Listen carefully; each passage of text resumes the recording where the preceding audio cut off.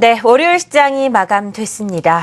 벌써 월요일부터 좀 힘든 시장이 시작이 됐고 주말에 워낙 글로벌 증시가 하락을 했기 때문에 우리 시장도 타격이 있을 거란 예상은 했습니다만 오늘 오전장 1900선을 이탈하면서 투자 심리가 굉장히 냉각이 됐었습니다. 마지막에는 낙폭을 다소 축소시키면서 1910선에서 마무리가 되는 모습인데요. 오늘 시장에 대한 자세한 정리해 보도록 하겠습니다. JT인베스트 오현진 팀장, 한국투자증권 이프렌드에어 허윤정 연구원 함께하겠습니다. 안녕하세요. 안녕하세요. 네. 자, 코스피부터 확인을 해볼 텐데 오늘 개장 초에 비하면 낙폭을 많이 축소하면서 양봉이 난 시총 상위 종목들이 대부분입니다. 오늘 시장 특징적인 부분부터 코스피 정리해 보도록 할까요?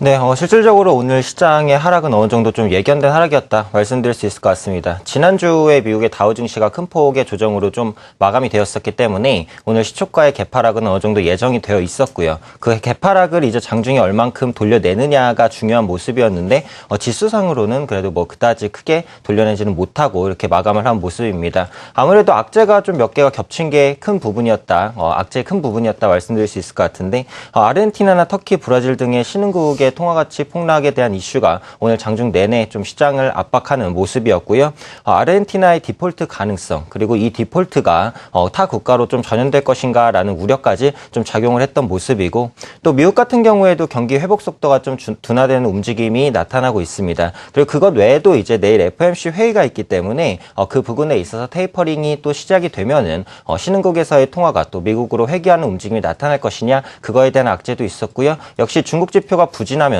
전반적으로 좀 투자 심리를 냉각시킨 경향이 나타났다. 그래서 오늘 하락은 좀 실질적으로 좀 악재가 겹치면서 어쩔 수 없는 부분이었다. 이렇게 말씀드릴 수 있을 것 같습니다. 업종별로 흐름 한번 살펴보도록 하겠습니다. 네. 금일 코스피 업종에서는 사실상은 오른 업종이 이제 하나도 없다라고 말씀드릴 수 있을 정도로 상당히 그만큼 좋지 않은 분위기에 나타났었고요. 그나마 이제 선방했던 거는 유통입니다. 유통 같은 경우 내수주이기 때문에 상대적으로 이제 해외 시장의 영향을 좀 덜 받는 모습, SK가스라든지 이마트라든지 좀 비교적 견조한 모습 나타났다라고 말씀드릴 수 있을 것 같고요. 이마트 같은 경우에는 사실 최근에는 이제 예전처럼 이제 지루한 종목이 아니라 성장 동력을 좀 갖춘 종목으로서 신선식품 매장에 대한 확대나 아니면 모바일 주문이 증가하는 부분 좀 긍정적으로 볼 수 있겠다 체크할 수 있을 것 같고요. 음식료 업종도 비록 하락하기는 했지만 타 업종 대비는 비교적 좀 성방을 했었다. 그동안 낙폭 과대에 따른 어떻게 보면 좀 가격적인 메리트가 나타난 게 아닌가 이렇게 판단을 하고 있고요. 운수 창고도 좀 선방을 했었는데 오늘 특징적으로는 현대 상선이 상한가까지 올라가는 모습입니다. 이산가족 상봉에 대한 기대감에 남북 경협주가 현대 상선을 비롯해서 여러 가지 종목들 급등하는 모습이었고요. 최근에 북한의 화해 모드에 따라서 관련주도 역시 함께 움직이는 모습이었다. 증권주도 1% 정도 하락하긴 했었지만 최근에 어찌되었건 거래량이 살아나는 모습들 그리고 구조조정이 어느 정도 마무리된 모습들에 따라서 그래도 낙폭을 조금 줄이는 모습 나타나지 않았나 판단하고 있습니다. 약했던 업종으로는 역시 화학주, 대표적인 경기 민감주로서 어쩔 수 없었다. 카프로나 효성 등이 조금 약세를 보였고요. 서비스나 통신 같은 경우에도 그간 이제 비교적 좀 견조했던 모습에 비해서는 오늘 좀 하락이 나타나지 않았나 판단하고 있습니다. 시총 상위 종목별로 한번 보도록 하겠습니다. 삼성전자가 사실 그래도 막판으로 갈수록 낙폭을 줄였던 것 역시 가격적인 메리트 찾아볼 수 있겠다라는 부분이고요. 현대차는 약세 그리고 현대모비스 강세 그리고 기아차는 강세였는데 상대적으로 엔화 약세가 좀 해소되는 움직임이 가파르게 진행되면서 환율에 대한 영향 현대차보다는 아무래도 기아차가 많이 받기 때문에 상대적인 반등세 나타났다라는 부분이고요. SK하이닉스나 네이버 특별한 악재는 없지만 역시 고점에 대한 부담감에 차익 실현 물량이 나왔다라는 점. 그 신한지주 같은 경우 최근에 이제 은행주 신용 문제로 인해서 좀 펀더멘털 약화되고 좀 투자 심리가 약화된 게 사실이지만 신한지주 같은 경우는 그래도 은행주 중에서 가장 선방할 것이다라고 평가가 나오면서 그래도 긍정적인 모습 나타났습니다.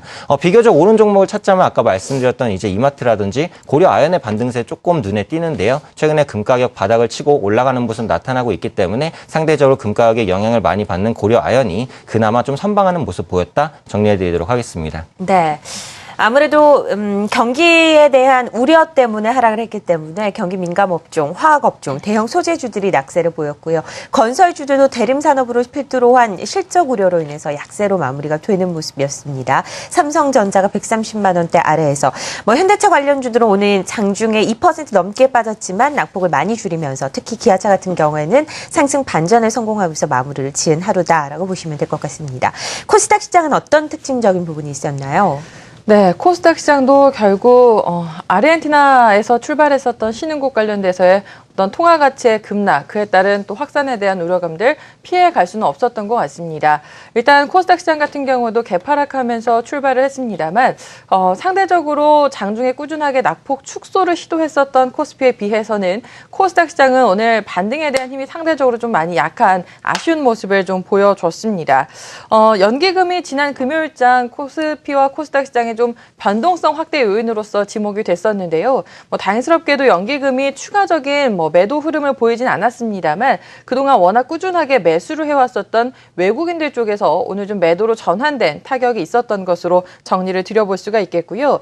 장중 외국인들의 경우에는 IT 관련된 종목들로 상당 부분 매도가 집중되는 모습이었습니다.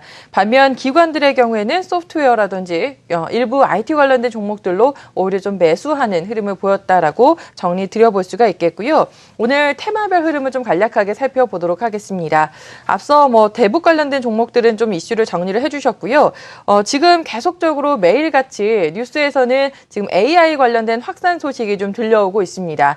산발적으로 지금 또 확산이 되고 있고 충북 지역까지 의심 신고가 좀 들어오면서 수도권 뚫리는 거 아니냐라는 우려감들이 지금 대두가 되고 있거든요. 더 관련돼서 일단 백신 관련된 종목들이 굉장히 좀 강한 상승 흐름을 보였다라고 정리를 드려볼 수가 있겠고요. 또 일부에서는 미국에서 신종플루가 발생을 하면서 사망자가 발생했다라는 소식들이 좀 들려오고 있습니다. 그와 관련돼서 마스크 관련된 종목들이 좀 테마가 형성됐다라는 점 함께 좀 정리를 드려볼 수가 있겠습니다. 그리고 오늘 전자결제 관련된 종목들이 KG 이니시스를 필두로 해서 시장 대비해서는 꽤 강한 반등 흐름을 좀 보여줬었는데요. KG 이니시스의 경우에는 일단 중국 관련돼서 중국인들이 국내 쇼핑몰로 직구를 했을 때 그와 관련돼서의 서비스를 오픈할 것이다라는 기대감들이 좀 형성되는 모습이었었습니다. 반대로 좀 매도가 출회가 되면서 하락한 업종들을 함께 좀 보실 텐데요. 오늘 전반적으로 전기차 관련된 종목들, 급속 충전기라든지 ESS 관련된 종목들이 조금은 더 시장 대비 약한 모습을 좀 보여줬었습니다. 노르웨이에서 강추위에 그 테슬라 모터스의 대표적인 그 세단 모델이라고 볼 수 있는 S 모델이 좀 운행이 멈춰졌다라는 소식들이 좀 등장을 하면서요. 전반적으로 테슬라 모터스가 전일 급락하는 모습을 보였었고 그와 관련된 이슈 영향 받으면서 전기차 관련된 국내 업체들도 투자 심리가 조금 더 위축된 모습 함께 좀 확인을 해 보실 수가 있겠습니다. 그리고 이 밖에 외국인들 쪽에서 IT 관련된 중소형주의 매도가 상당히 집중됐다라고 말씀드렸는데요. 그런 영향 받으면서 터치스크린이라든지 혹은 또 FPCB 관련된 업체들의 낙폭이 3%에서 많게는 6%까지 나타났다라는 점도 특징으로 정리를 드리겠습니다. 상대적으로 강세를 계속해서 연출했었던 코스닥 시장에서 외국인들이 매도로 전환을 하면서 낙폭이 좀 커지는 모습이 연출됐습니다. 오늘 코스피보다 더 빠지는 모습이 연출이 됐고요. 무엇보다도 테마가 좀 사라진 점, 남북 경협주를 제외하고서는 그런 점이 코스닥 시장에 좀 타격이 아니었나 싶습니다.